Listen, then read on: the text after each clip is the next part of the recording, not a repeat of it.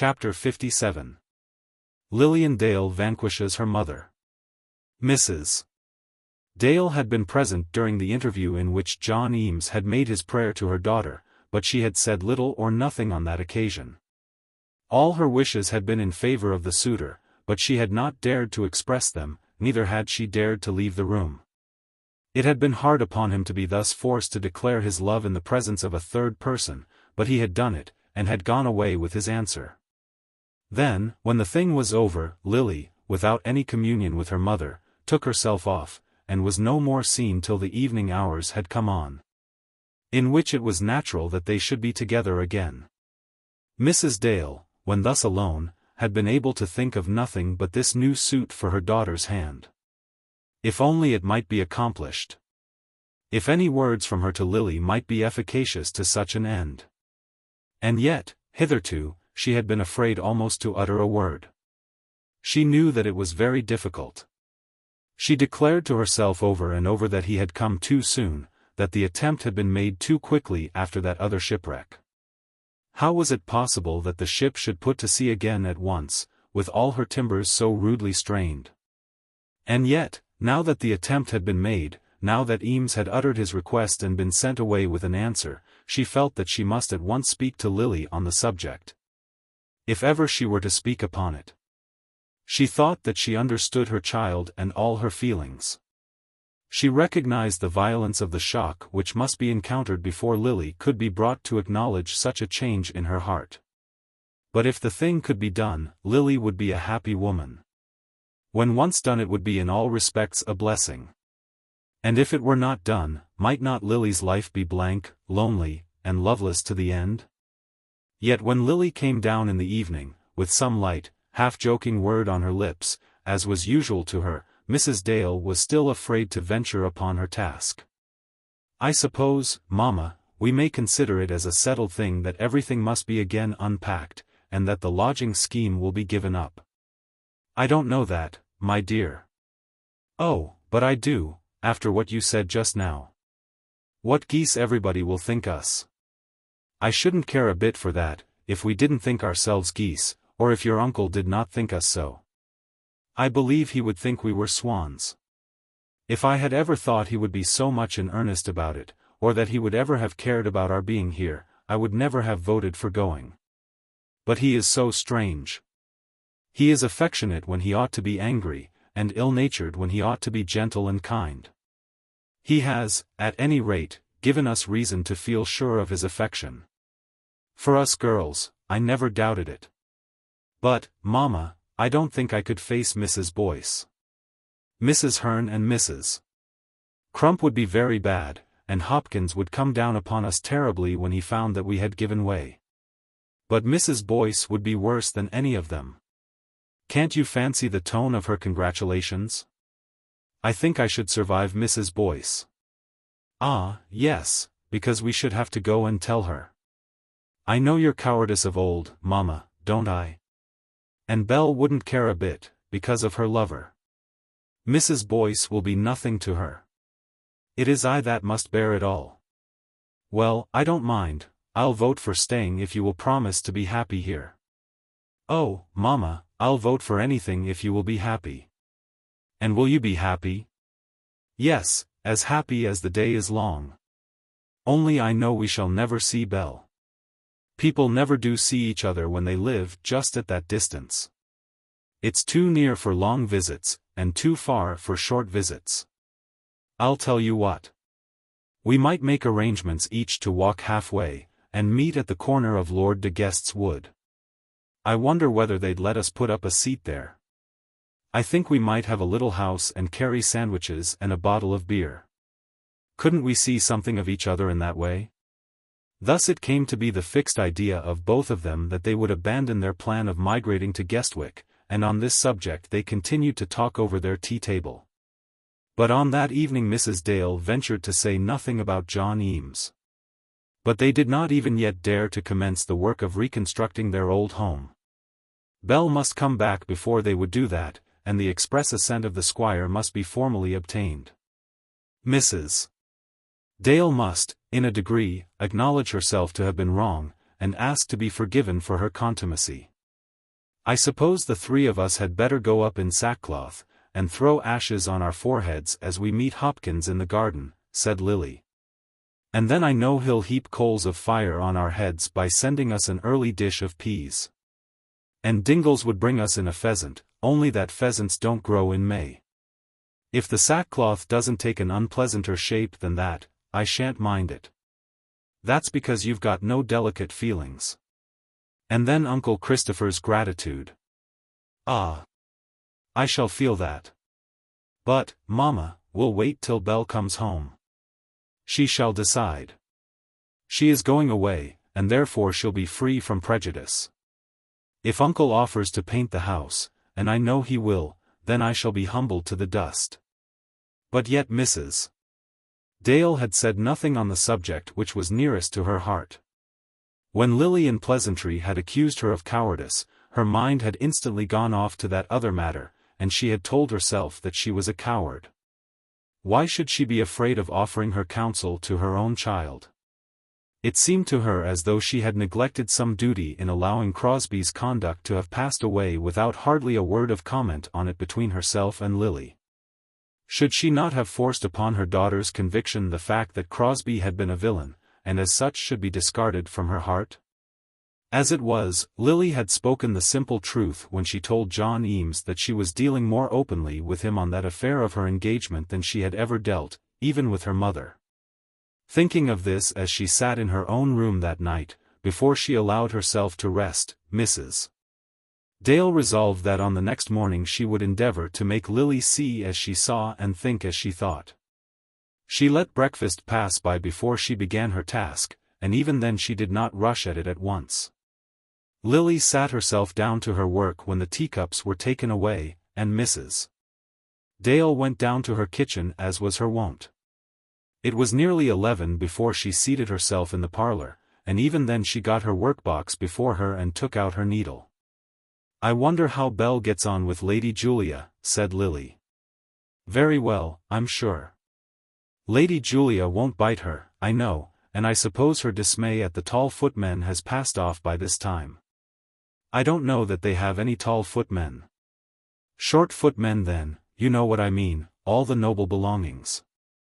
They must startle one at first, I'm sure, let one determine ever so much not to be startled. It's a very mean thing, no doubt, to be afraid of a lord merely because he is a lord. Yet I'm sure I should be afraid at first, even of Lord de Guest, if I were staying in the house." "It's well you didn't go then." "Yes, I think it is. Belle is of a firmer mind, and I dare say she'll get over it after the first day. But what on earth does she do there? I wonder whether they mend their stockings in such a house as that. Not in public, should think. In very grand houses they throw them away at once, I suppose. I've often thought about it. Do you believe the Prime Minister ever has his shoes sent to a cobbler? Perhaps a regular shoemaker will condescend to mend a Prime Minister's shoes. You do think they are mended then? But who orders it? Does he see himself when there's a little hole coming, as I do? Does an archbishop allow himself so many pairs of gloves in a year? Not very strictly, I should think. Then I suppose it comes to this, that he has a new pair whenever he wants them. But what constitutes the want? Does he ever say to himself that they'll do for another Sunday? I remember the bishop coming here once, and he had a hole at the end of his thumb. I was going to be confirmed, and I remember thinking that he ought to have been smarter. Why didn't you offer to mend it? I shouldn't have dared for all the world. The conversation had commenced itself in a manner that did not promise much assistance to Mrs. Dale's project. When Lily got upon any subject, she was not easily induced to leave it, and when her mind had twisted itself in one direction, it was difficult to untwist it. She was now bent on a consideration of the smaller social habits of the high and mighty among us, and was asking her mother whether she supposed that the royal children ever carried halfpence in their pockets, or descended so low as fourpennybits. "I suppose they have pockets like other children," said Lily. But her mother stopped her suddenly. "Lily, dear, I want to say something to you about John Eames." "Mamma, I'd sooner talk about the royal family just at present. But, dear, you must forgive me if I persist. I have thought much about it, and I'm sure you will not oppose me when I am doing what I think to be my duty. No, Mamma, I won't oppose you, certainly. Since Mr. Crosby's conduct was made known to you, I have mentioned his name in your hearing very seldom. No, Mamma, you have not. And I have loved you so dearly for your goodness to me. Do not think that I have not understood and known how generous you have been. No other mother ever was so good as you have been. I have known it all, and thought of it every day of my life, and thanked you in my heart for your trusting silence. Of course, I understand your feelings. You think him bad and you hate him for what he has done. I would not willingly hate anyone, Lily. Ah, but you do hate him. If I were you, I should hate him, but I am not you, and I love him. I pray for his happiness every night and morning, and for hers. I have forgiven him altogether, and I think that he was right. When I am old enough to do so without being wrong, I will go to him and tell him so. I should like to hear of all his doings and all his success, if it were only possible. How, then, can you and I talk about him? It is impossible. You have been silent and I have been silent, let us remain silent. It is not about Mr. Crosby that I wish to speak.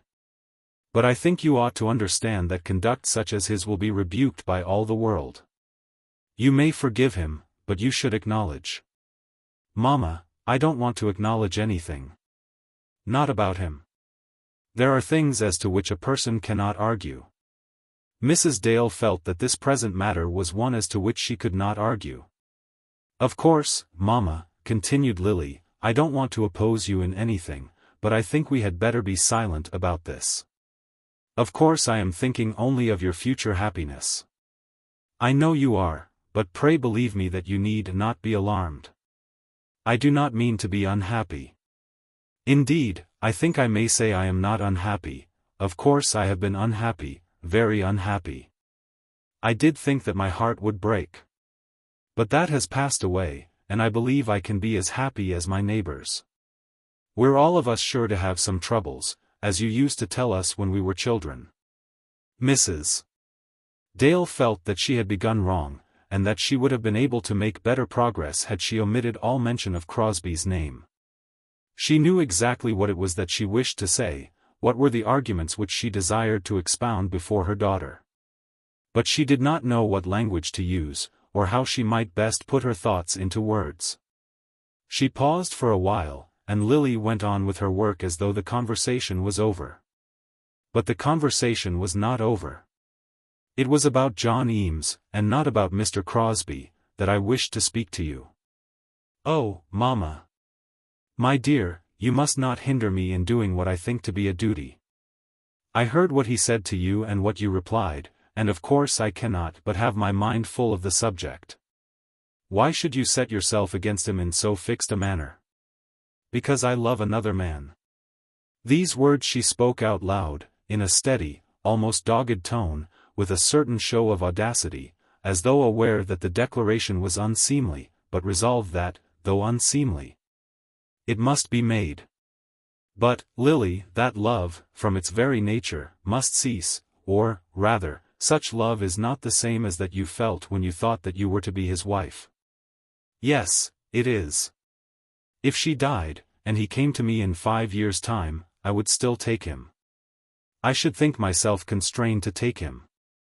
But she is not dead, nor likely to die. That makes no difference. You don't understand me, Mamma. I think I do, and I want you to understand me also. I know how difficult is your position, I know what your feelings are.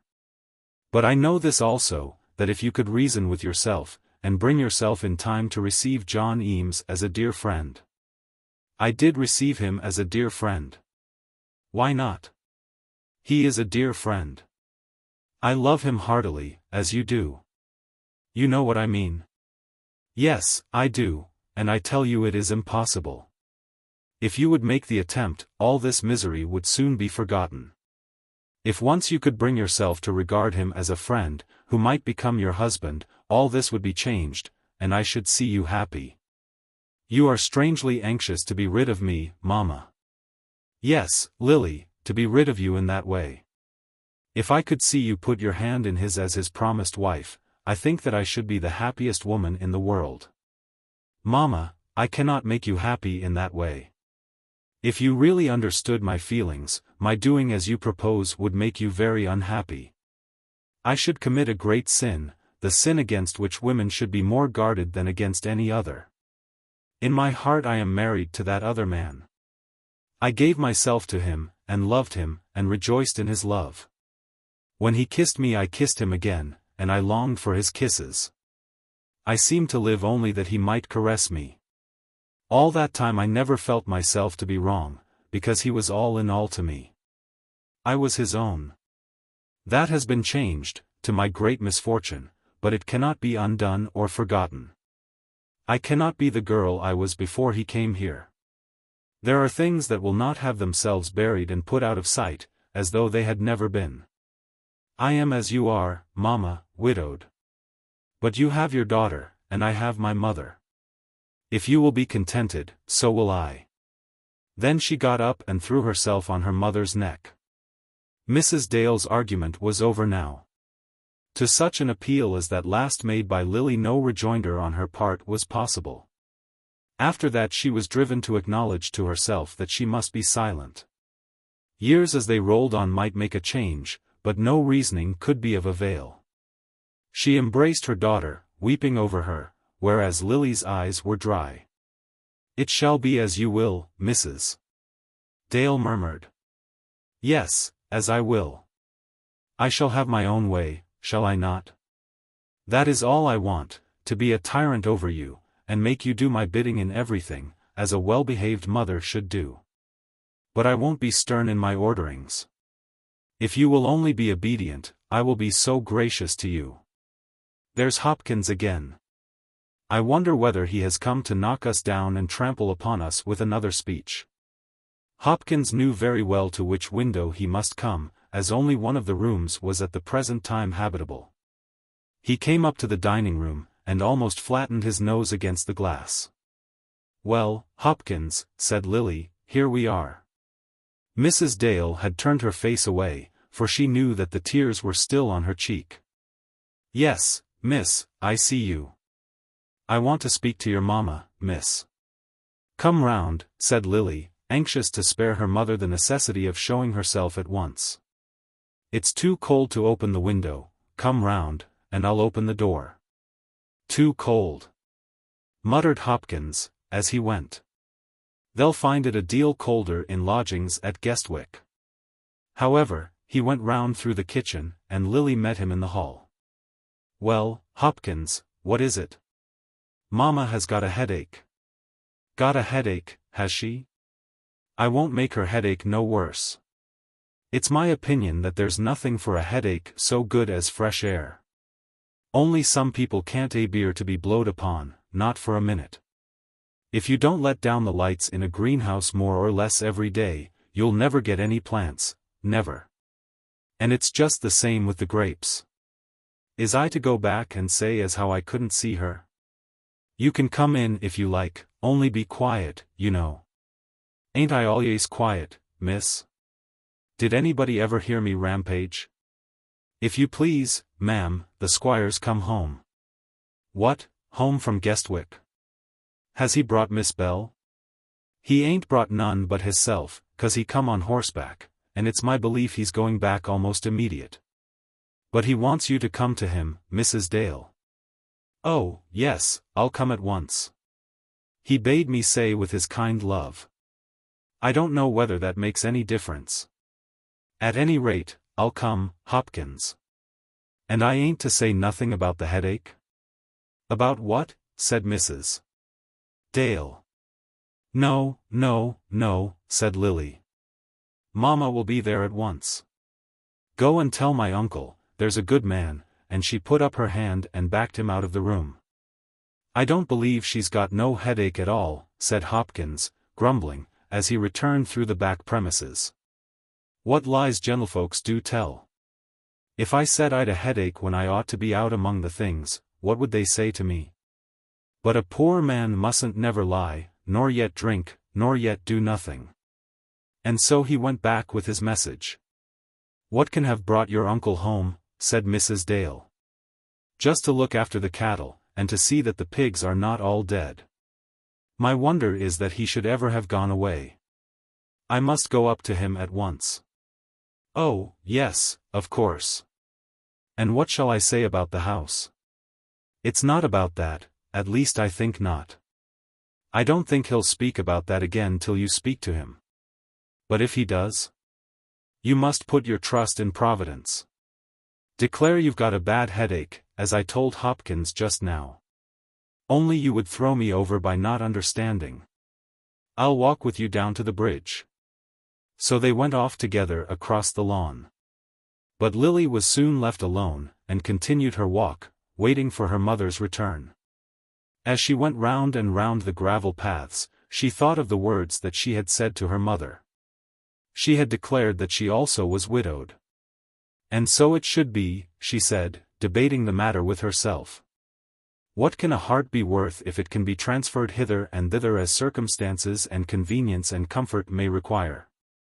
When he held me here in his arms, and, as the thoughts ran through her brain, she remembered the very spot on which they had stood, oh, my love. She had said to him then as she returned his kisses, oh, my love, my love, my love. When he held me here in his arms, I told myself that it was right, because he was my husband. He has changed, but I have not. It might be that I should have ceased to love him, and then I should have told him so. I should have done as he did. But, as she came to this, she shuddered, thinking of the Lady Alexandrina. It was very quick, she said, still speaking to herself, very, very. But then men are not the same as women. And she walked on eagerly, hardly remembering where she was, thinking over it all, as she did daily. Remembering every little thought and word of those few eventful months in which she had learned to regard Crosbie as her husband and master. She had declared that she had conquered her unhappiness. But there were moments in which she was almost wild with misery. Tell me to forget him, she said. It is the one thing which will never be forgotten. At last she heard her mother's step coming down across the squire's garden, and she took up her post at the bridge.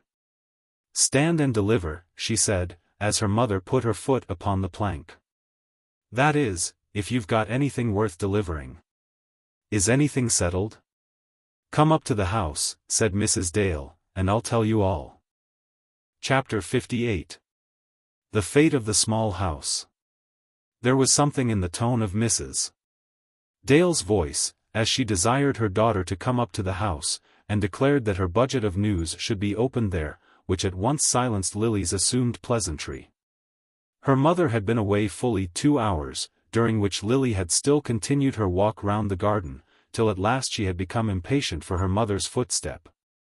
Something serious must have been said between her uncle and her mother during those long 2 hours. The interviews to which Mrs.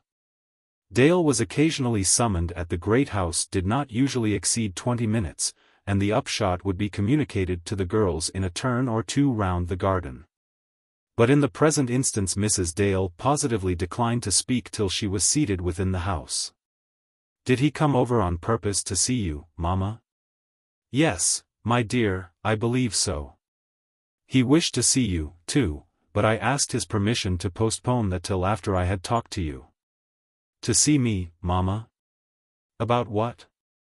To kiss you, and bid you love him, solely for that. He has not a word to say to you that will vex you. Then I will kiss him, and love him, too. Yes, you will when I have told you all. I have promised him solemnly to give up all idea of going to Guestwick. So that is over. Oh, oh. And we may begin to unpack at once? What an episode in one's life. We may certainly unpack, for I have pledged myself to him, and he is to go into Guestwick himself and arrange about the lodgings. Does Hopkins know it? I should think not yet. Nor Mrs. Boyce. Mama, I don't believe I shall be able to survive this next week. We shall look such fools. I'll tell you what we'll do, it will be the only comfort I can have. We'll go to work and get everything back into its place before Belle comes home, so as to surprise her. What? In 2 days?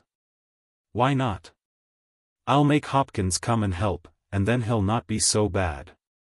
I'll begin at once and go to the blankets and beds, because I can undo them myself. But I haven't half told you all. And, indeed, I don't know how to make you understand what passed between us. He is very unhappy about Bernard. Bernard has determined to go abroad, and may be away for years. One can hardly blame a man for following up his profession. There was no blaming. He only said that it was very sad for him that, in his old age, he should be left alone. This was before there was any talk about our remaining. Indeed, he seemed determined not to ask that again as a favor. I could see that in his eye, and I understood it from his tone. He went on to speak of you and Belle, saying how well he loved you both, but that, unfortunately, his hopes regarding you had not been fulfilled. Ah, but he shouldn't have had hopes of that sort. Listen, my dear, and I think that you will not feel angry with him. He said that he felt his house had never been pleasant to you. Then there followed words which I could not repeat, even if I could remember them.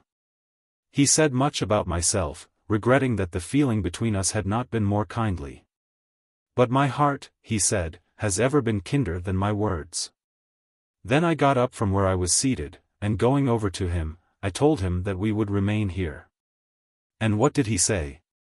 I don't know what he said. I know that I was crying, and that he kissed me. It was the first time in his life. I know that he was pleased, beyond measure pleased. After a while he became animated, and talked of doing ever so many things. He promised that very painting of which you spoke. Ah, yes, I knew it. And Hopkins will be here with the peas before dinner-time tomorrow, and Dingles with his shoulders smothered with rabbits. And then Mrs. Boyce. Mamma, he didn't think of Mrs. Boyce. Or, in very charity of heart, he would still have maintained his sadness. Then he did not think of her, for when I left him he was not at all sad. But I haven't told you half yet. Dear me, Mamma, was there more than that? And I've told it all wrong, for what I've got to tell now was said before a word was spoken about the house. He brought it in just after what he said about Bernard. He said that Bernard would, of course, be his heir. Of course he will. And that he should think it wrong to encumber the property with any charges for you girls. Mamma, did anyone ever? Stop, Lily, stop, and make your heart kinder towards him if you can. It is kind, only I hate to be told that I'm not to have a lot of money, as though I had ever shown a desire for it. I have never envied Bernard his manservant, or his maidservant, or his ox, or his ass, or anything that is his. To tell the truth, I didn't even wish it to be Belle's, because I knew well that there was somebody she would like a great deal better than ever she could like Bernard. I shall never get to the end of my story. Yes, you will, Mamma, if you persevere. The long and the short of it is this, that he has given Belle £3,000, and has given you 3,000 also. But why me, Mamma? Said Lily, and the color of her cheeks became red as she spoke. There should if possible be nothing more said about John Eames. But whatever might or might not be the necessity of speaking, at any rate, let there be no mistake. But why me, Mamma? Because, as he explained to me, he thinks it right to do the same by each of you. The money is yours at this moment, to buy hairpins with, if you please. I had no idea that he could command so large a sum. £3,000. The last money he gave me was half a crown, and I thought that he was so stingy. I particularly wanted 10 shillings. I should have liked it so much better now if he had given me a nice new £5 note. You'd better tell him so. No, because then he'd give me that too. But with £5 I should have the feeling that I might do what I liked with it, buy a dressing case, and a thing for a squirrel to run round in. But nobody ever gives girls money like that, so that they can enjoy it. Oh, Lily, you ungrateful child. No, I deny it. I'm not ungrateful. I'm very grateful, because his heart was softened, and because he cried and kissed you. I'll be ever so good to him. But how I'm to thank him for giving me £3,000, I cannot think. It's a sort of thing altogether beyond my line of life. It sounds like something that's to come to me in another world, but which I don't want quite yet. I am grateful, but with a misty, mazy sort of gratitude. Can you tell me how soon I shall have a new pair of Balmoral boots because of this money? If that were brought home to me, I think it would enliven my gratitude. The squire, as he rode back to Guestwick, fell again from that animation, which Mrs. Dale had described, into his natural sombre mood. He thought much of his past life, declaring to himself the truth of those words in which he had told his sister-in-law that his heart had ever been kinder than his words. But the world, and all those nearest to him in the world, had judged him always by his words rather than by his heart. They had taken the appearance, which he could not command or alter, rather than the facts, of which he had been the master. Had he not been good to all his relations? And yet was there one among them that cared for him? I'm almost sorry that they are going to stay, he said to himself. I know that I shall disappoint them. Yet when he met Belle at the manor house he accosted her cheerily, telling her with much appearance of satisfaction that flitting into Guestwick was not to be accomplished. I am so glad, said she. It is long since I wished it. And I do not think your mother wishes it now. I am sure she does not. It was all a misunderstanding from the first. When some of us could not do all that you wished, we thought it better. Then Belle paused, finding that she would get herself into a mess if she persevered. We will not say any more about it, said the squire. The thing is over, and I am very glad that it should be so pleasantly settled. I was talking to Dr. Crofts yesterday. Were you, uncle? Yes, and he is to come and stay with me the day before he is married. We have arranged it all. And we'll have the breakfast up at the great house. Only you must fix the day. I should say sometime in May. And, my dear, you'll want to make yourself fine. Here's a little money for you. You are to spend that before your marriage, you know. Then he shambled away, and as soon as he was alone, again became sad and despondent. He was a man for whom we may predicate some gentle sadness and continued despondency to the end of his life's chapter. We left John Eames in the custody of Lady Julia, who had overtaken him in the act of erasing Lily's name from the railing which ran across the brook. He had been premeditating an escape home to his mother's house in Guestwick, and thence back to London, without making any further appearance at the manor house. But as soon as he heard Lady Julia's step, and saw her figure close upon him, he knew that his retreat was cut off from him. So he allowed himself to be led away quietly up to the house. With Lady Julia herself he openly discussed the whole matter, telling her that his hopes were over, his happiness gone, and his heart half broken. Though he would perhaps have cared but little for her congratulations in success. He could make himself more amenable to consolation and sympathy from her than from any other inmate in the Earl's house. I don't know what I shall say to your brother, he whispered to her, as they approached the side door at which she intended to enter. Will you let me break it to him? After that he will say a few words to you of course, but you need not be afraid of him. And Mr. Dale, said Johnny. Everybody has heard about it. Everybody will know what a fool I have made myself. She suggested that the Earl should speak to the squire, assured him that nobody would think him at all foolish, and then left him to make his way up to his own bedroom. When there he found a letter from Cradell, which had been delivered in his absence, but the contents of that letter may best be deferred to the next chapter. They were not of a nature to give him comfort or to add to his sorrow.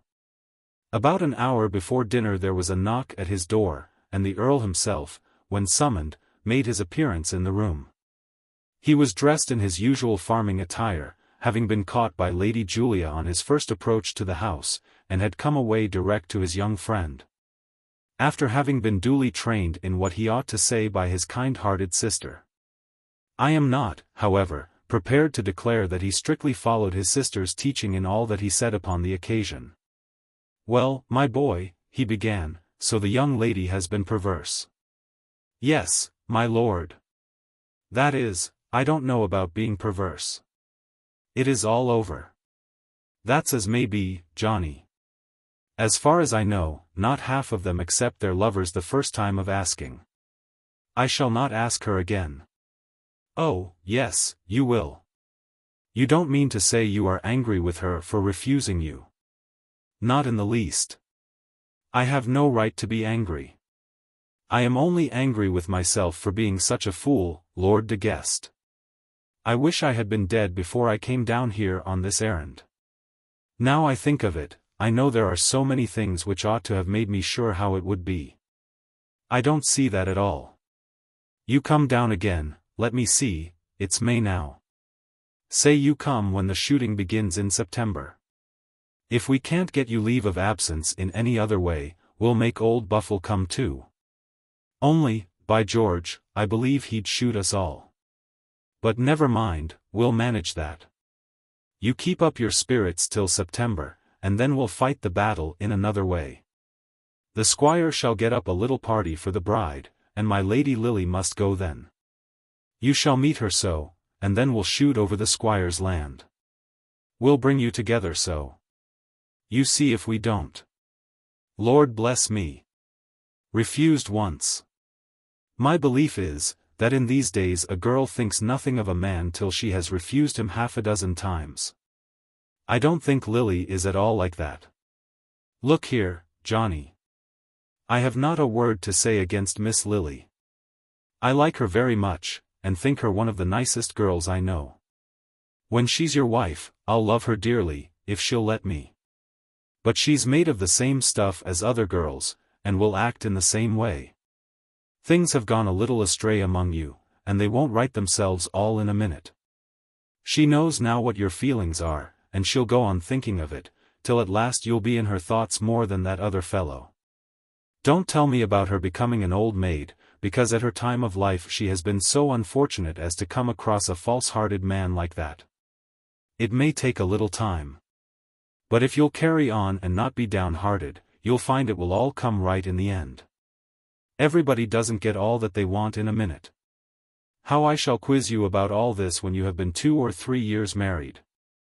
I don't think I shall ever be able to ask her again, and I feel sure, if I do, that her answer will be the same. She told me in so many words, but never mind, I cannot repeat her words. I don't want you to repeat them, nor yet to heed them beyond their worth. Lily Dale is a very pretty girl. Clever, too, I believe, and good, I'm sure, but her words are not more sacred than those of other men or women. What she has said to you now, she means, no doubt. But the minds of men and women are prone to change, especially when such changes are conducive to their own happiness. At any rate I'll never forget your kindness, Lord de Guest. And there is one other thing I want to say to you, Johnny. A man should never allow himself to be cast down by anything, not outwardly, to the eyes of other men. But how is he to help it? His pluck should prevent him. You were not afraid of a roaring bull, nor yet of that man when you thrashed him at the railway station. You've pluck enough of that kind. You must now show that you've that other kind of pluck. You know the story of the boy who would not cry though the wolf was gnawing him underneath his frock. Most of us have some wolf to gnaw us somewhere, but we are generally gnawed beneath our clothes, so that the world doesn't see, and it behoves us so to bear it that the world shall not suspect. The man who goes about declaring himself to be miserable will be not only miserable, but contemptible as well. But the wolf hasn't gnawed me beneath my clothes, everybody knows it. Then let those who do know it learn that you are able to bear such wounds without outward complaint. I tell you fairly that I cannot sympathize with a lackadaisical lover. I know that I have made myself ridiculous to everybody. I wish I had never come here. I wish you had never seen me. Don't say that, my dear boy, but take my advice for what it is worth. And remember what it is that I say, with your grief I do sympathize, but not with any outward expression of it, not with melancholy looks, and a sad voice, and an unhappy gait. A man should always be able to drink his wine and seem to enjoy it. If he can't, he is so much less of a man than he would be otherwise, not so much more, as some people seem to think. Now get yourself dressed, my dear fellow, and come down to dinner as though nothing had happened to you. As soon as the Earl was gone, John looked at his watch and saw that it still wanted some 40 minutes to dinner. 15 minutes would suffice for him to dress, and therefore there was time sufficient for him to seat himself in his armchair and think over it all. He had for a moment been very angry when his friend had told him that he could not sympathize with a lackadaisical lover. It was an ill-natured word. He felt it to be so when he heard it, and so he continued to think during the whole of the half-hour that he sat in that chair. But it probably did him more good than any word that the Earl had ever spoken to him, or any other word that he could have used. Lackadaisical. I'm not lackadaisical, he said to himself, jumping up from his chair, and instantly sitting down again. I didn't say anything to him. I didn't tell him. Why did he come to me? And yet, though he endeavoured to abuse Lord de Guest in his thoughts, he knew that Lord de Guest was right, and that he was wrong. He knew that he had been lackadaisical, and was ashamed of himself. And at once resolved that he would henceforth demean himself as though no calamity had happened to him. I've a good mind to take him at his word, and drink wine till I'm drunk. Then he strove to get up his courage by a song. But I do care. What stuff it is a man writing poetry and putting into it such lies as that. Everybody knows that he did care, that is, if he wasn't a heartless beast. But nevertheless, when the time came for him to go down into the drawing-room, he did make the effort which his friend had counselled. And walked into the room with less of that hangdog look than the Earl and Lady Julia had expected. They were both there, as was also the squire, and Bell followed him in less than a minute. You haven't seen Crofts today, John, have you? Said the Earl. No, I haven't been anywhere his way. His way? His ways are every way, I take it. I wanted him to come and dine, but he seemed to think it improper to eat 2 dinners in the same house 2 days running. Isn't that his theory, Miss Dale? I'm sure I don't know, Lord de Guest. At any rate, it isn't mine. So they went to their feast, and before his last chance was over John Eames found himself able to go through the pretence of enjoying his roast mutton. There can, I think, be no doubt that in all such calamities as that which he was now suffering, the agony of the misfortune is much increased by the conviction that the facts of the case are known to those round about the sufferer. A most warm-hearted and intensely feeling young gentleman might, no doubt, eat an excellent dinner after being refused by the girl of his devotions, provided that he had reason to believe that none of those in whose company he ate it knew anything of his rejection.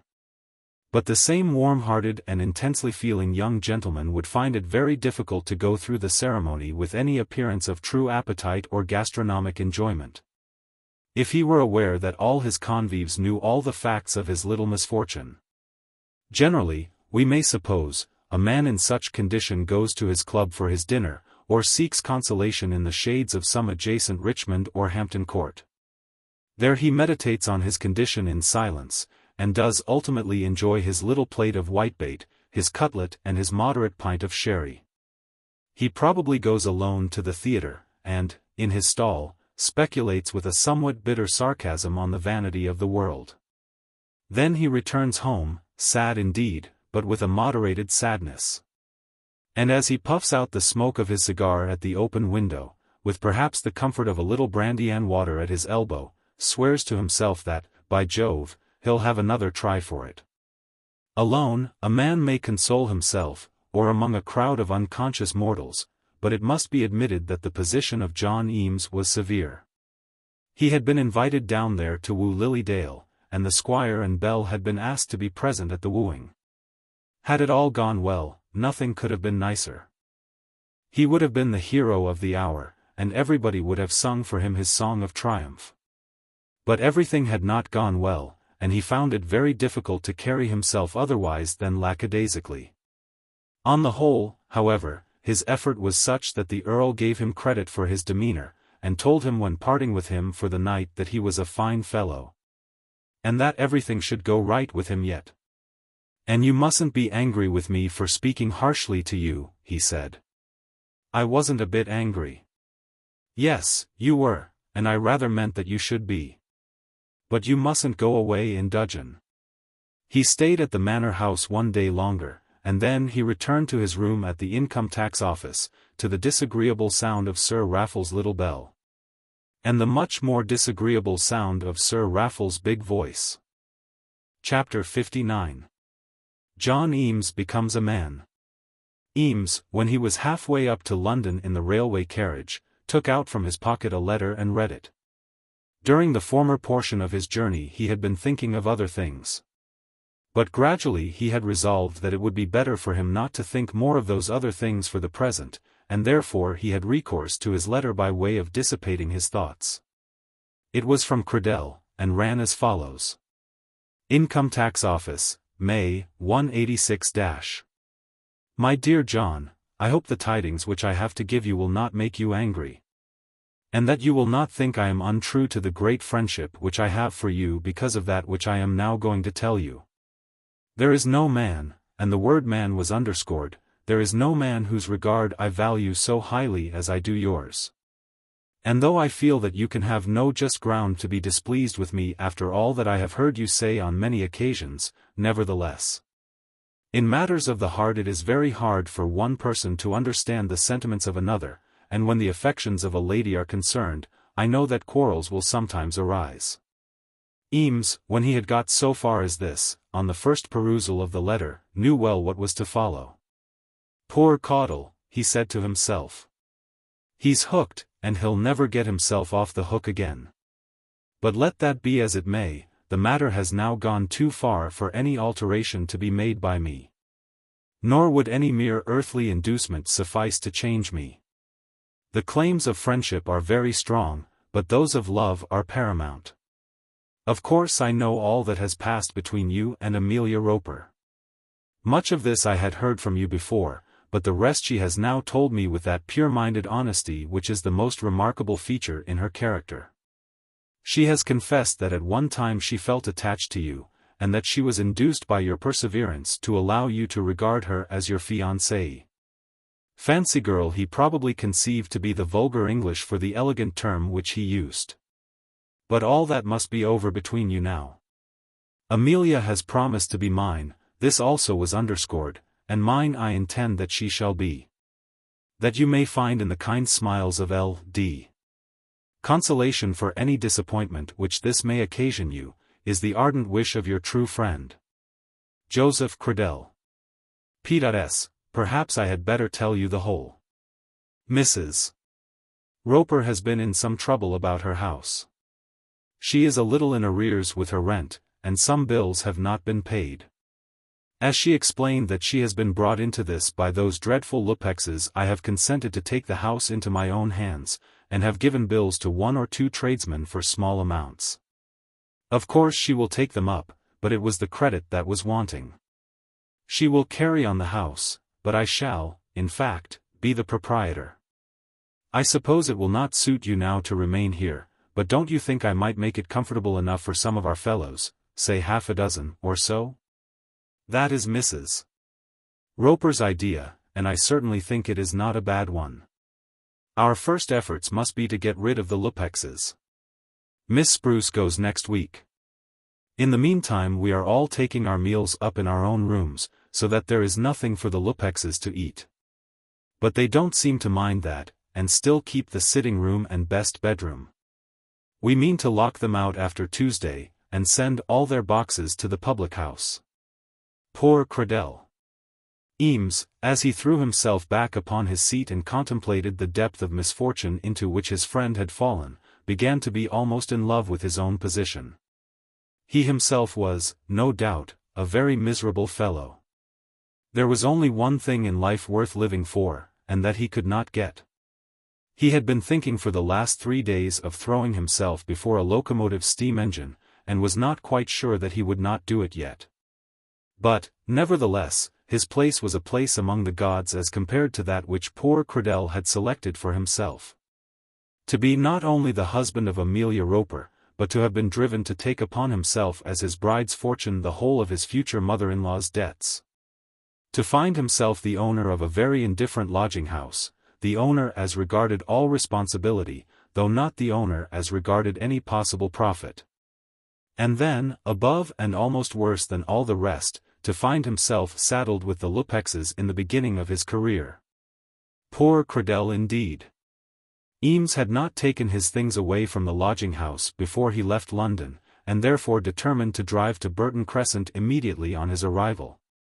Not with the intention of remaining there, even for a night, but that he might bid them farewell, speak his congratulations to Amelia, and arrange for his final settlement with Mrs.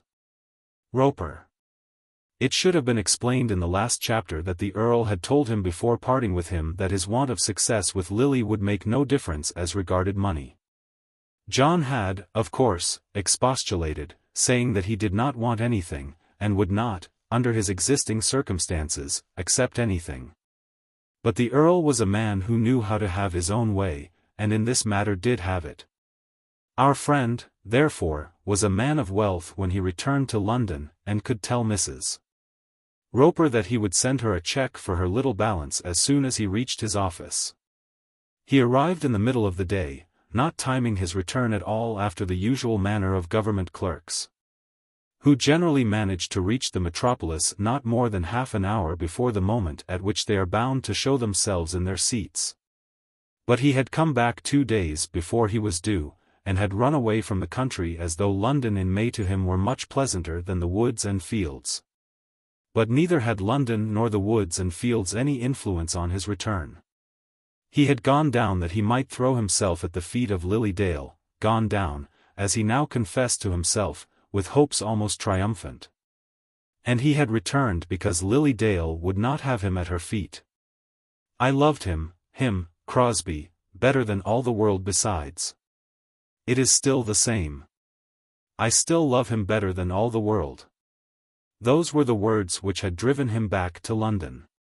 And having been sent away with such words as those, it was little matter to him whether he reached his office a day or 2 sooner or later. The little room in the city, even with the accompaniment of Sir Raffles' bell and Sir Raffles' voice, would be now more congenial to him than Lady Julia's drawing-room. He would therefore present himself to Sir Raffle on that very afternoon, and expel some interloper from his seat. But he would first call in Burton Crescent and say farewell to the Ropers. The door was opened for him by the faithful Jemima. Mr. Eames, Mr. Eames. Oh dear, oh dear. And the poor girl, who had always taken his side in the adventures of the lodging-house, raised her hands on high and lamented the fate which had separated her favourite from its fortunes. I suppose you knows it all, Mr. Johnny? Mr. Johnny said that he believed he did know it all, and asked for the mistress of the house. Yes, sure enough, she's at home. She don't dare stir out much, 'cause of them Lupexes. Ain't this a pretty game? No dinner and no nothink. Them boxes is Miss Spruce's. She's going now, this minute. You'll find them all upstairs in the drawing-room. So upstairs into the drawing-room he went, and there he found the mother and daughter, and with them Miss Spruce, tightly packed up in her bonnet and shawl. Don't, mother, Amelia was saying. What's the good of going on in that way? If she chooses to go, let her go. But she's been with me now so many years, said Mrs. Roper, sobbing, and I've always done everything for her. Haven't I, now, Sally Spruce? It struck Eames immediately that, though he had been an inmate in the house for 2 years, he had never before heard that maiden lady's Christian name. Miss Spruce was the first to see Eames as he entered the room. It is probable that Mrs. Roper's pathos might have produced some answering pathos on her part had she remained unobserved, but the sight of a young man brought her back to her usual state of quiescence.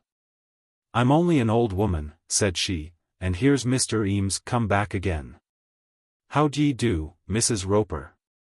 How d'ye do, Amelia? "How d'ye do, Miss Spruce," and he shook hands with them all. "Oh, laws," said Mrs. Roper, "you have given me such a start." "Dear me, Mr. Eames, only think of your coming back in that way," said Amelia. "Well, what way should I come back? You didn't hear me knock at the door, that's all.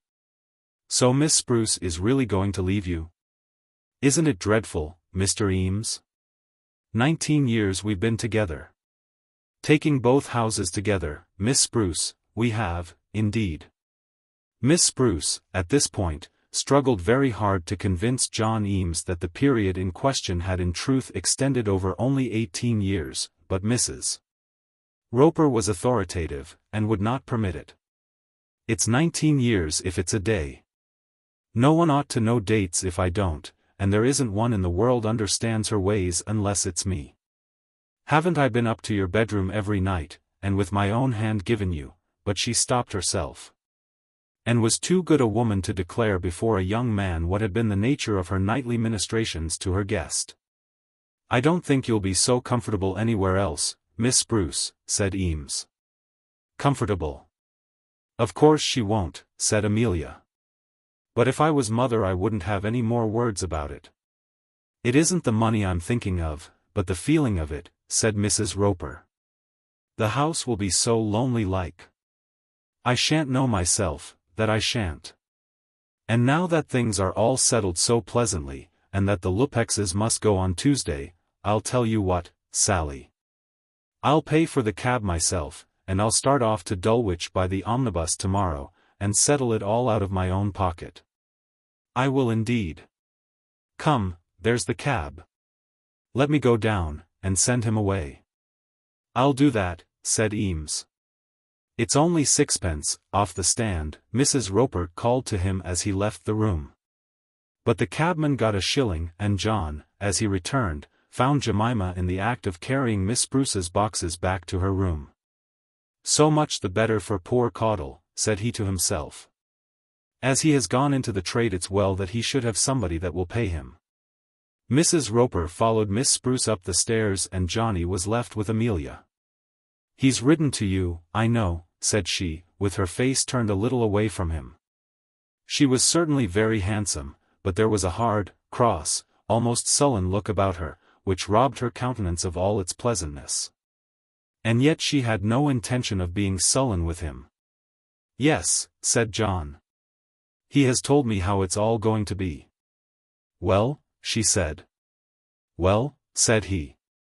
"Is that all you've got to say? I'll congratulate you, if you'll let me." "Pshaw, congratulations. I hate such humbug. If you've no feelings about it, I'm sure that I've none. Indeed, I don't know what's the good of feelings. They never did me any good. Are you engaged to marry L.D.? "No, I am not." "And you've nothing else to say to me?"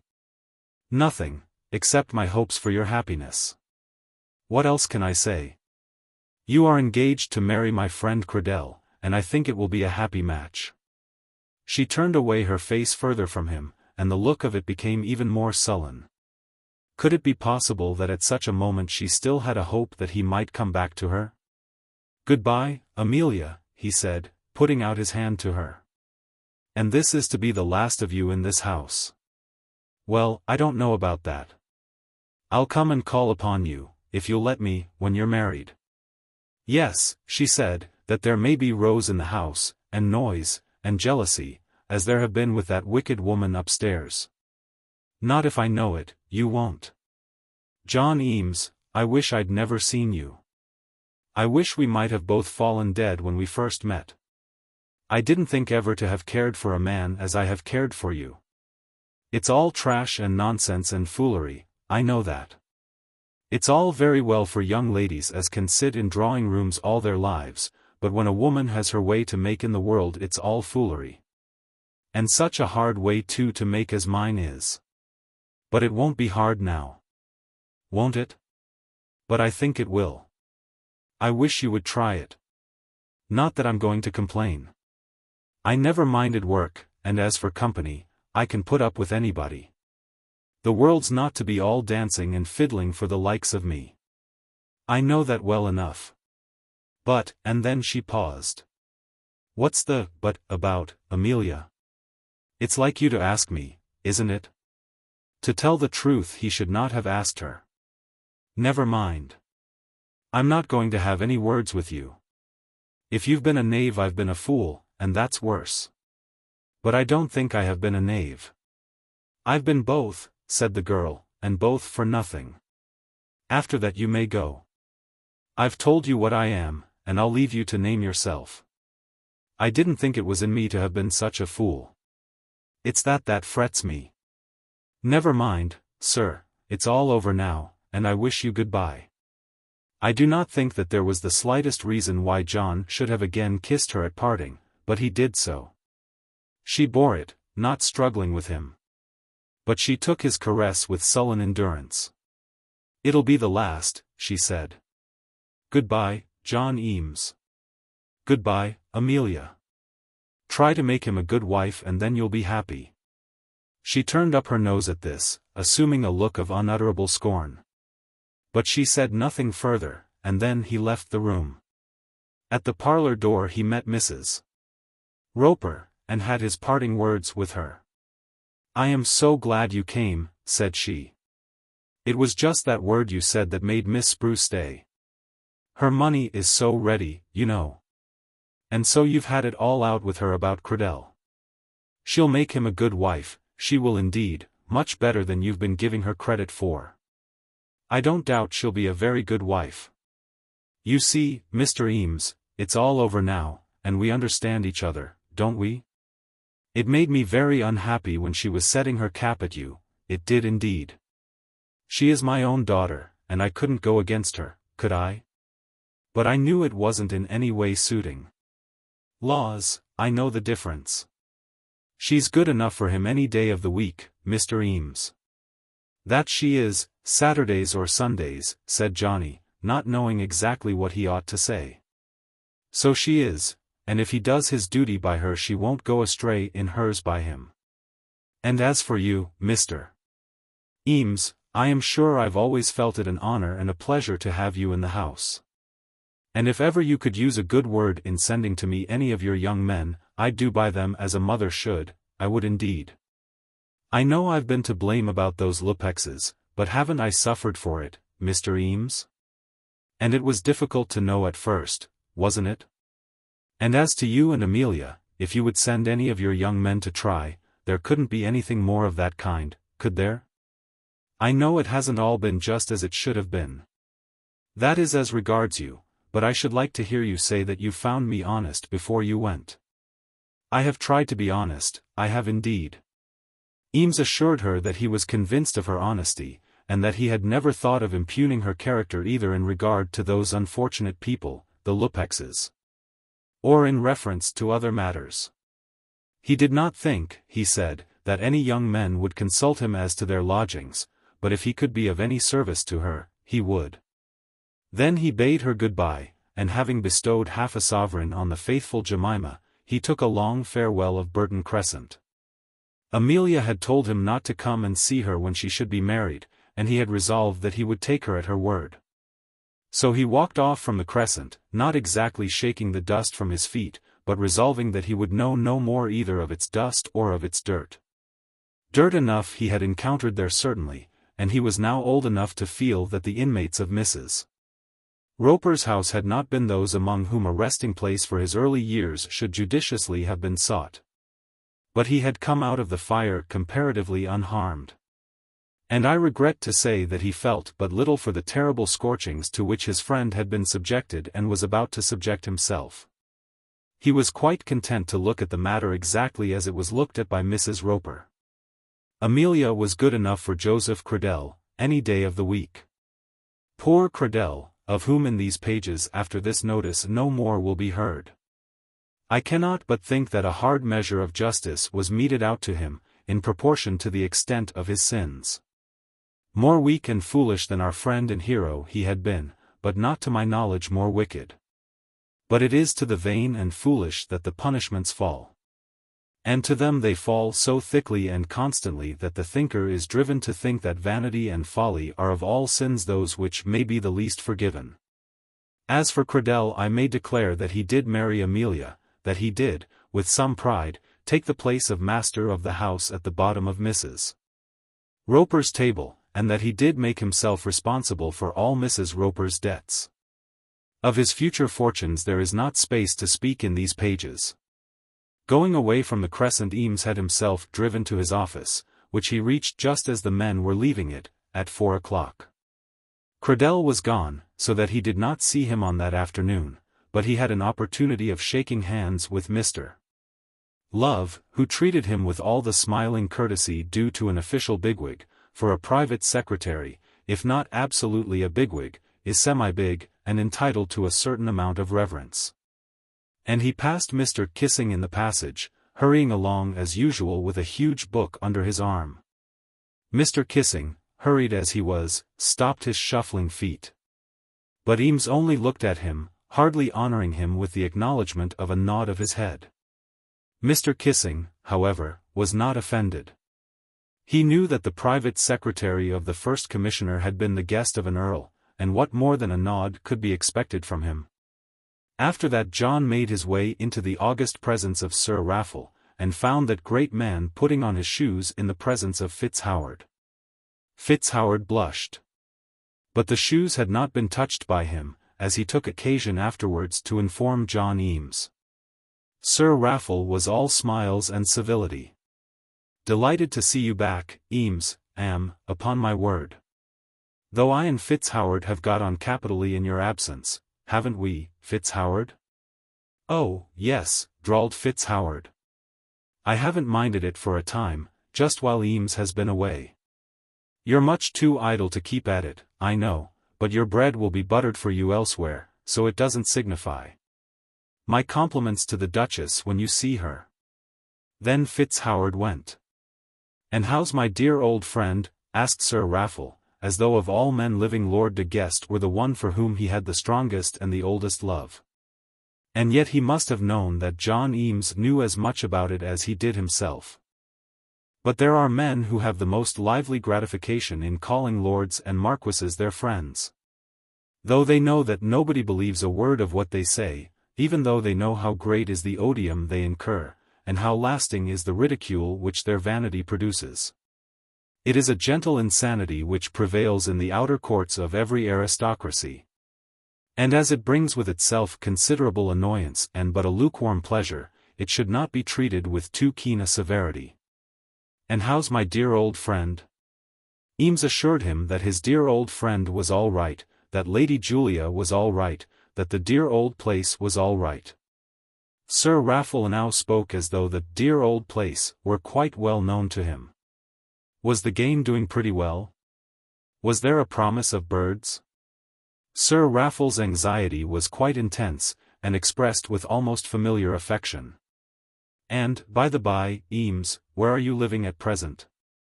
"Well, I'm not settled. I'm at the Great Western Railway Hotel at this moment.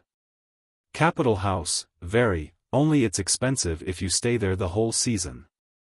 Johnny had no idea of remaining there beyond one night, but he said nothing as to this. "By the by, you might as well come and dine with us tomorrow. Lady Buffle is most anxious to know you. There'll be one or two with us. I did ask my friend Dumbello, but there's some nonsense going on in the house, and he thinks that he can't get away." Johnny was more gracious than Lord Dumbello, and accepted the invitation. "I wonder what Lady Buffle will be like," he said to himself, as he walked away from the office. He had turned into the Great Western Hotel, not as yet knowing where to look for a home. And there we will leave him, eating his solitary mutton chop at one of those tables which are so comfortable to the eye, but which are so comfortless in reality. I speak not now with reference to the excellent establishment which has been named, but to the nature of such tables in general. A solitary mutton chop in an hotel coffee room is not a banquet to be envied by any god.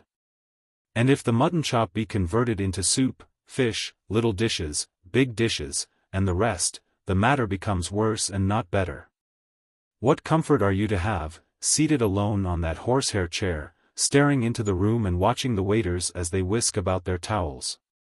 No one but an Englishman has ever yet thought of subjecting himself to such a position as that.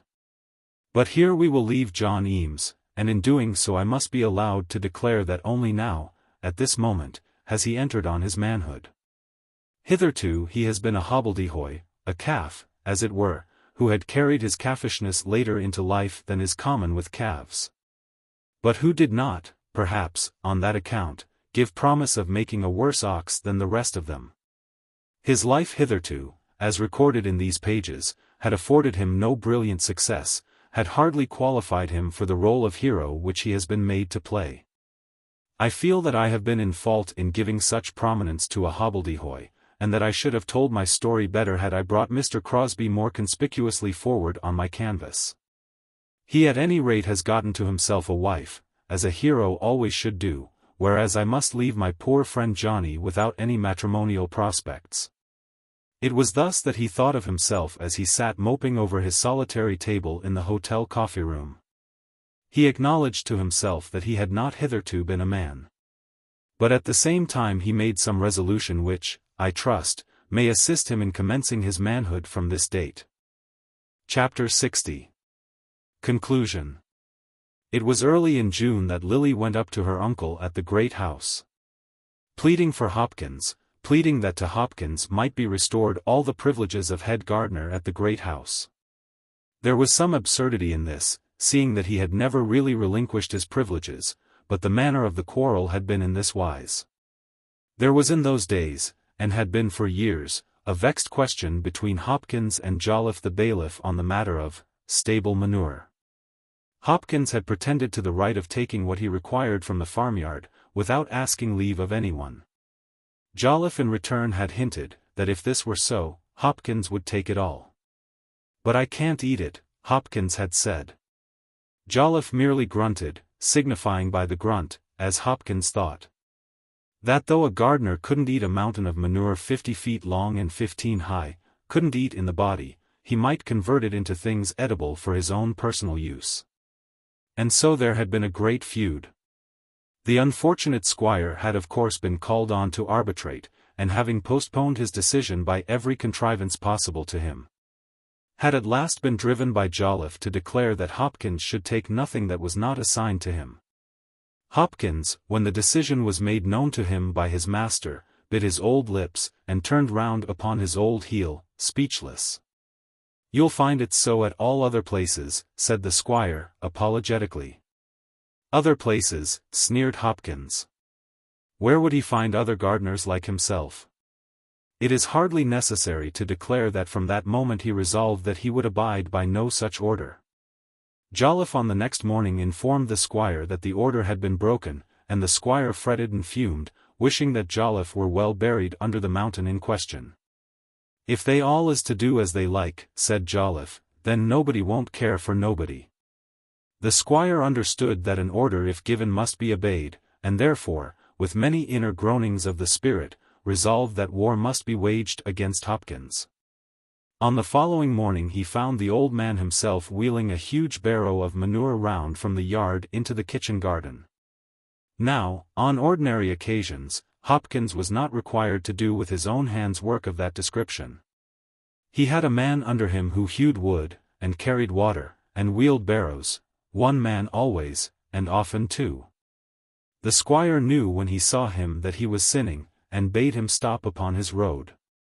"Hopkins," he said, "why didn't you ask for what you wanted, before you took it?" The old man put down the barrow on the ground, looked up in his master's face, spat into his hands, and then again resumed his barrow. "Hopkins, that won't do," said the squire. "Stop where you are." "What won't do?" said Hopkins, still holding the barrow from the ground, but not as yet progressing.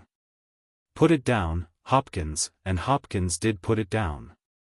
"Don't you know that you are flatly disobeying my orders?" "Squire, I've been here about this place going on nigh 70 years. If you've been going on 170 it wouldn't do that there should be more than one master. I'm the master here, and I intend to be so to the end. Take that manure back into the yard." Back into the yard, said Hopkins, very slowly. Yes, back into the yard. What, afore all their faces? Yes, you've disobeyed me before all their faces? Hopkins paused a moment, looking away from the squire, and shaking his head as though he had need of deep thought, but by the aid of deep thought had come at last to a right conclusion. Then he resumed the barrow, and putting himself almost into a trot, carried away his prize into the kitchen garden.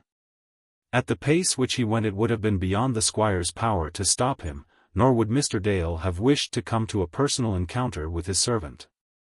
But he called after the man in dire wrath that if he were not obeyed the disobedient servant should rue the consequences forever. Hopkins, equal to the occasion, shook his head as he trotted on, deposited his load at the foot of the cucumber frames, and then at once returning to his master, tendered to him the key of the greenhouse. Master, said Hopkins, speaking as best he could with his scanty breath, there it is, there's the key.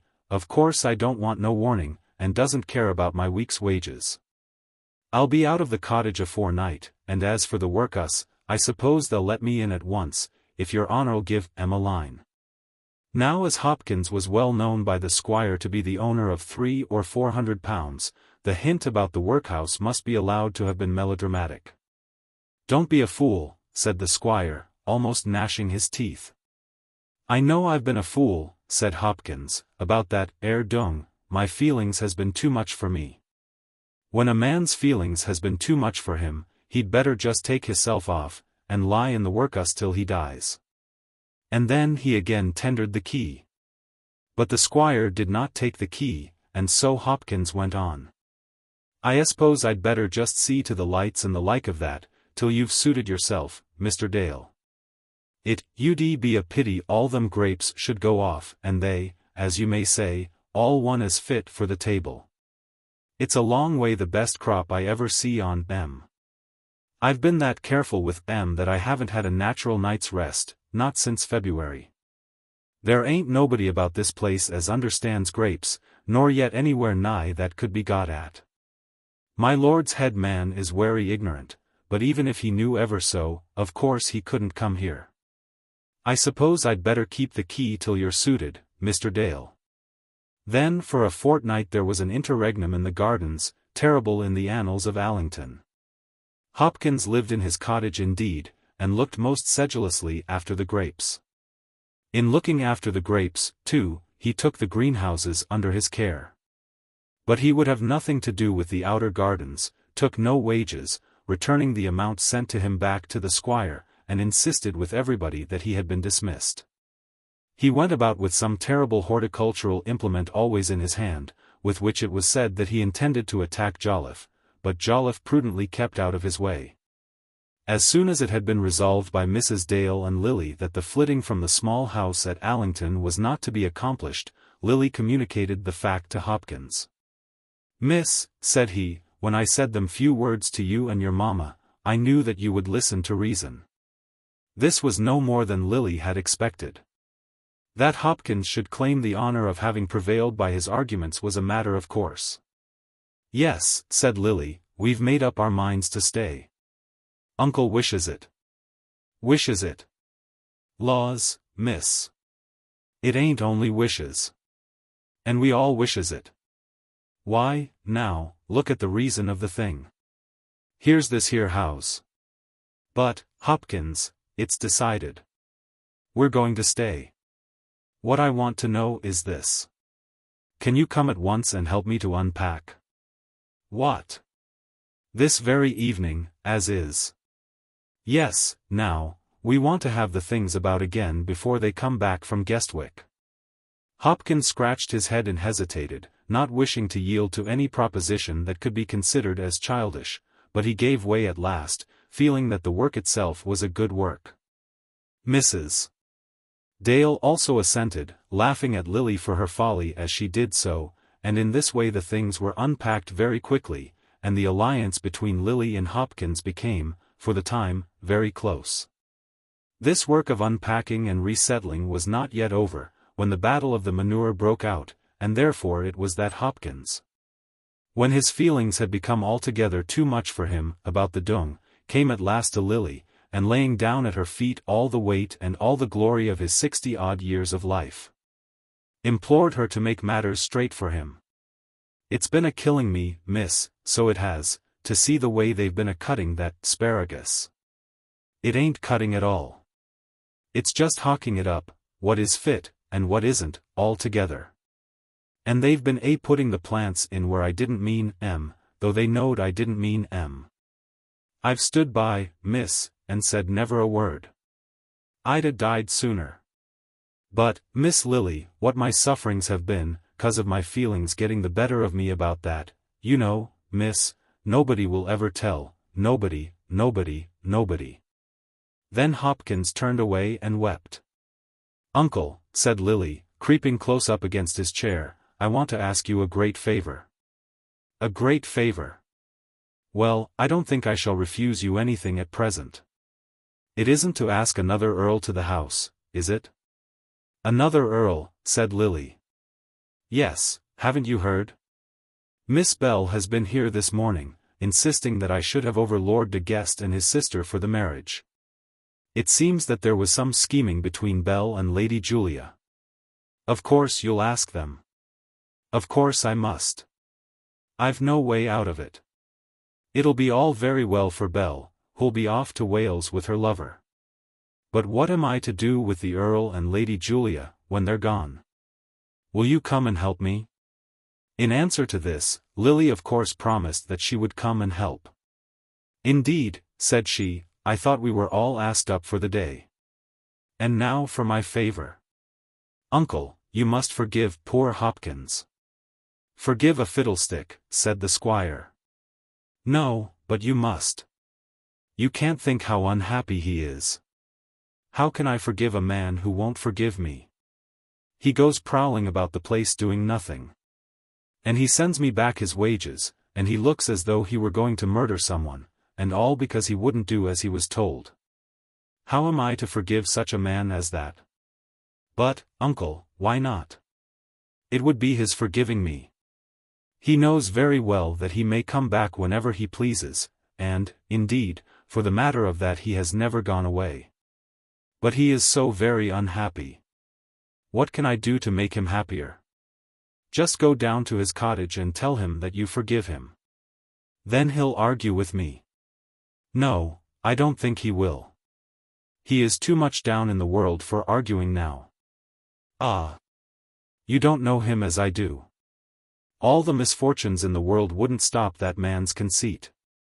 Of course I'll go if you ask me, but it seems to me that I'm made to knock under to everybody. I hear a great deal about other people's feelings, but I don't know that mine are very much thought of." He was not altogether in a happy mood, and Lily almost regretted that she had persevered. But she did succeed in carrying him off across the garden to the cottage, and as they went together she promised him that she would think of him always, always.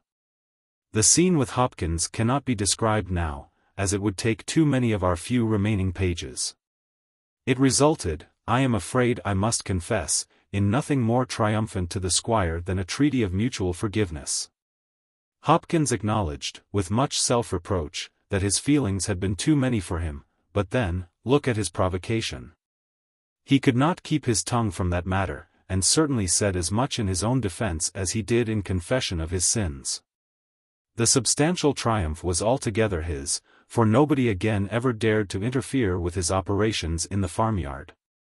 He showed his submission to his master mainly by consenting to receive his wages for the 2 weeks which he had passed in idleness.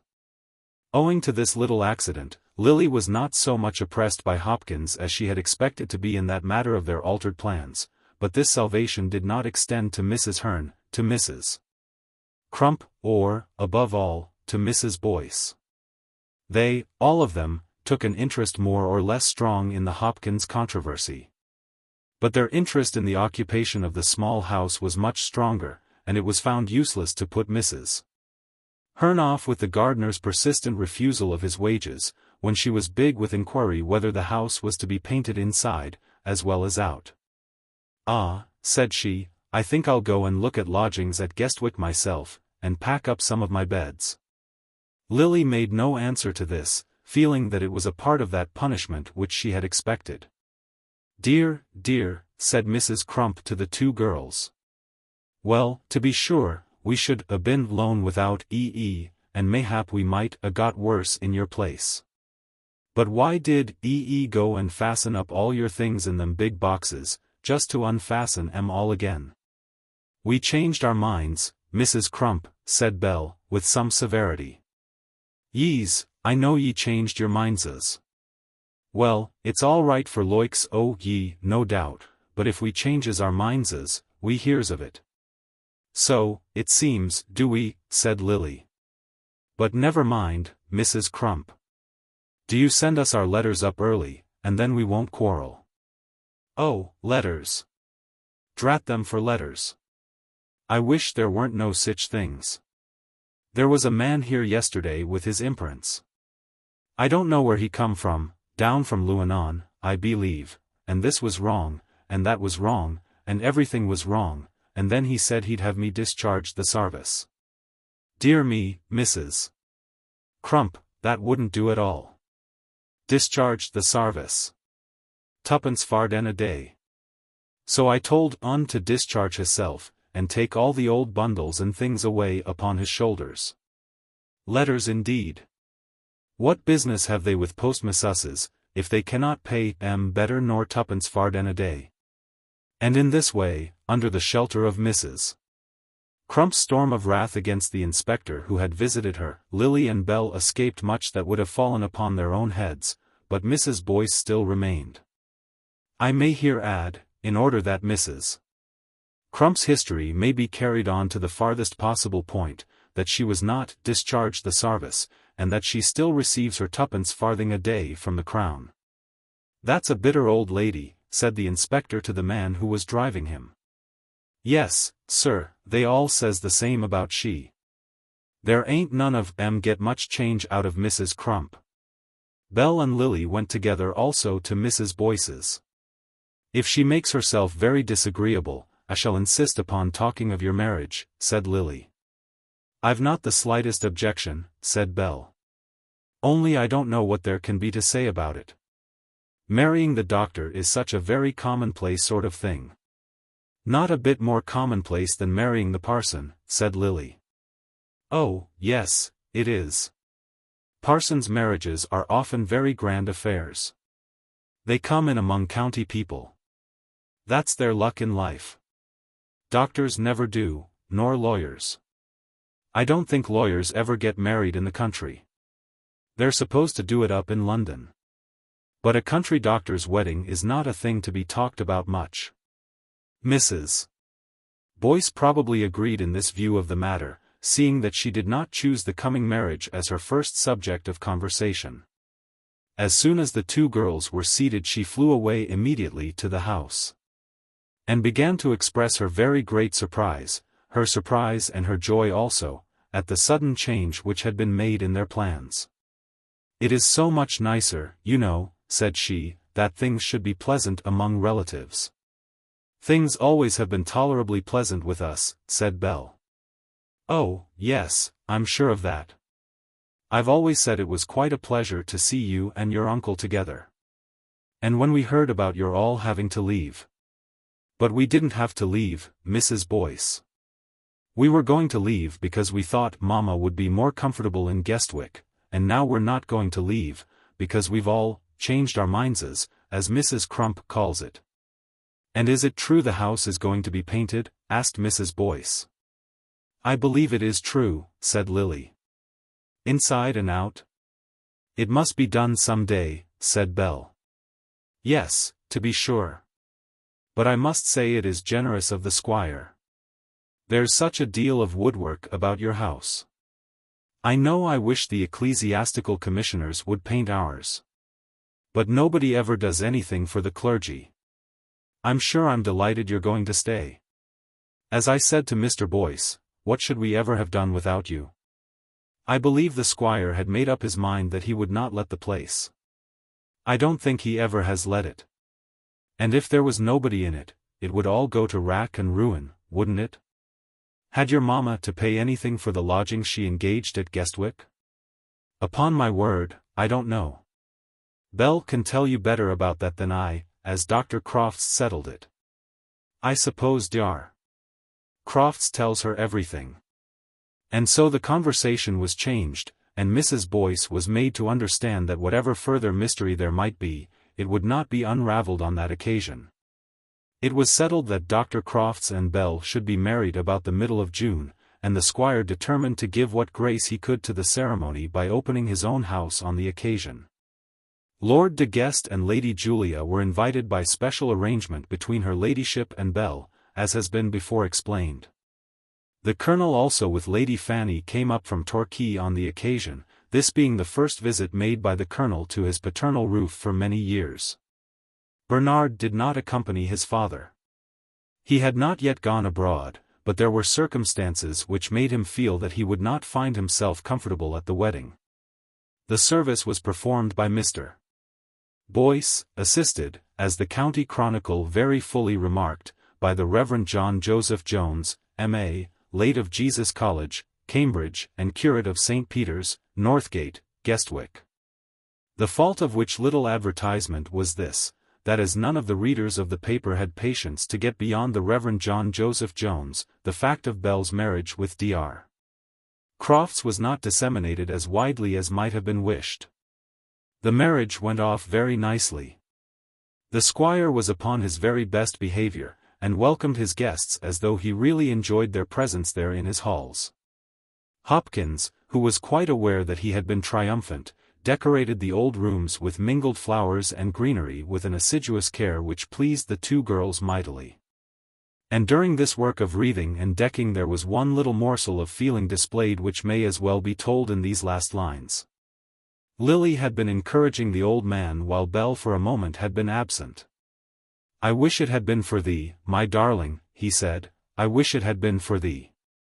"It is much better as it is, Hopkins," she answered, solemnly. "Not with him, though," he went on, "not with him. I wouldn't hung about for him. But with t'other one." Lily said no word further. She knew that the man was expressing the wishes of all around her. She said no word further, and then Bell returned to them. But no one at the wedding was so gay as Lily, so gay, so bright, and so wedding-like. She flirted with the old Earl till he declared that he would marry her himself. No one seeing her that evening, and knowing nothing of her immediate history, would have imagined that she herself had been cruelly jilted some 6 or 8 months ago. And those who did know her could not imagine that what she then suffered had hit her so hard, that no recovery seemed possible for her. But though no recovery, as she herself believed, was possible for her, though she was as a man whose right arm had been taken from him in the battle, still all the world had not gone with that right arm. The bullet which had maimed her sorely had not touched her life, and she scorned to go about the world complaining either by word or look of the injury she had received. Wives when they have lost their husbands still eat and laugh, she said to herself, and he is not dead like that. So she resolved that she would be happy, and I here declare that she not only seemed to carry out her resolution, but that she did carry it out in very truth. "You're a dear good man, and I know you'll be good to her," she said to Crofts just as he was about to start with his bride. "I'll try, at any rate," he answered. "And I shall expect you to be good to me too. Remember you have married the whole family, and, sir, you mustn't believe a word of what that bad man says in his novels about mothers-in-law. He has done a great deal of harm, and shut half the ladies in England out of their daughters' houses. He shan't shut Mrs. Dale out of mine. Remember he doesn't. Now, goodbye." So the bride and bridegroom went off, and Lily was left to flirt with Lord de Guest. Of whom else is it necessary that a word or two should be said before I allow the weary pen to fall from my hand? The squire, after much inward struggling on the subject, had acknowledged to himself that his sister-in-law had not received from him that kindness which she had deserved. He had acknowledged this, purporting to do his best to amend his past errors, and I think I may say that his efforts in that line would not be received ungraciously by Mrs. Dale. I am inclined therefore to think that life at Allington, both at the great house and at the small, would soon become pleasanter than it used to be in former days. Lily soon got the Balmoral boots, or, at least, soon learned that the power of getting them as she pleased had devolved upon her from her uncle's gift. So that she talked even of buying the squirrel's cage, but I am not aware that her extravagance led her as far as that. Lord de Courcy we left suffering dreadfully from gout and ill temper at Courcy Castle. Yes, indeed. To him in his latter days life did not seem to offer much that was comfortable. His wife had now gone from him, and declared positively to her son-in-law that no earthly consideration should ever induce her to go back again, not if I were to starve, she said. By which she intended to signify that she would be firm in her resolve, even though she should thereby lose her carriage and horses. Poor Mr. Gaysby went down to Courcy, and had a dreadful interview with the Earl, but matters were at last arranged, and her ladyship remained at Baden-Baden in a state of semi-starvation. That is to say, she had but one horse to her carriage. As regards Crosby, I am inclined to believe that he did again recover his power at his office. He was Mr. Butterwell's master, and the master also of Mr. Optimist, and the Major. He knew his business, and could do it, which was more, perhaps, than might fairly be said of any of the other three. Under such circumstances he was sure to get in his hand, and lead again. But elsewhere his star did not recover its ascendancy. He dined at his club almost daily, and there were those with whom he habitually formed some little circle. But he was not the Crosby of former days, the Crosby known in Belgravia and in St. James's Street. He had taken his little vessel bravely out into the deep waters, and had sailed her well while fortune stuck close to him. But he had forgotten his nautical rules, and success had made him idle. His plummet and lead had not been used, and he had kept no lookout ahead. Therefore the first rock he met shivered his bark to pieces. His wife, the Lady Alexandrina, is to be seen in the one-horse carriage with her mother at Baden-Baden.